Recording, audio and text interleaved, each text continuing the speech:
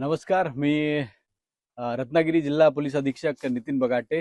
आज रत्नागिरी जिल्ह्याच्या सर्व पोलीस दलाने गोपाळगड किल्ला गुहागर तालुक्यामधील जो छत्रपती शिवाजी महाराजांच्या आरमारातील एक प्रमुख किल्ला होता, त्या किल्ल्याच्या सफाई केलेली आहे. एक स्वच्छता मोहीम छत्रपती शिवाजी महाराजांच्या रत्नागिरी जिल्हा पोलीस दलातील मावळ्यांनी आज इथे पार पाडलेली आहे. ही जी जागा आहे 7.5 एकर गोपाळगड किल्ल्याच्या मधील जी जागा आहे, सध्या आंब्याची बाग आहे, तिथे 7.5 एकर जागेचा हा जो प्रश्न होता, हे 1960 साली ही जागा मनियार यांच्या कुटुंबियांनी आजोबांनी विकत घेतलेली होती.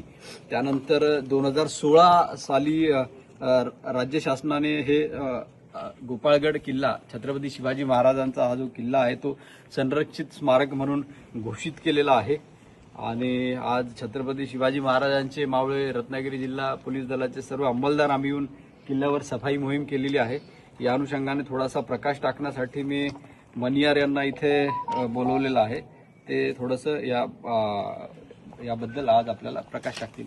नमस्कार, मी अय्याज मनियार. छत्रपती शिवाजी महाराजांचा हा गोपाळगड किल्ला 2016 साली राज्य पुरातत्व विभागाने राज्य संरक्षित केलेला असून त्याची भूसंपादनाची जी न्यायिक प्रक्रिया आहे ती सध्या चालू आहे.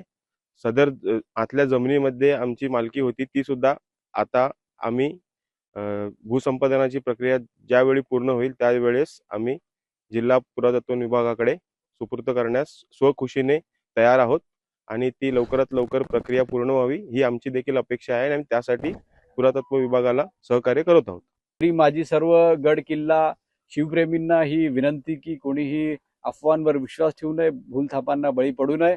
हा किल्ला शासनाचा आहे, सर्वांसाठी खुला आहे आणि त्याची भूसंपादनाची जी प्रक्रिया आहे काही जागेची ती चालू आहे. तरी कृपया कोणी अफवांवर विश्वास ठेवून कायदा हातात घेऊ नये आणि त्यासंबंधी रत्नागिरी पोलीस आपल्या सेवेसाठी सज्ज आहे. काहीही आपल्याला शंका कुशंका असल्यास आपण आमच्याशी थेट संपर्क साधू शकता.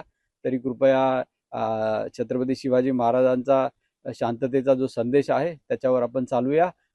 शासन या संबंधी प्रक्रिया पूर्ण करीत आहे आणि आपण सर्वांनी गड किल्ला प्रेमींनी शिवप्रेमींनी रत्नागिरी जिल्हा पोलीस दलाला सहकार्य करावे ही नम्र विनंती. जय हिंद, जय महाराष्ट्र.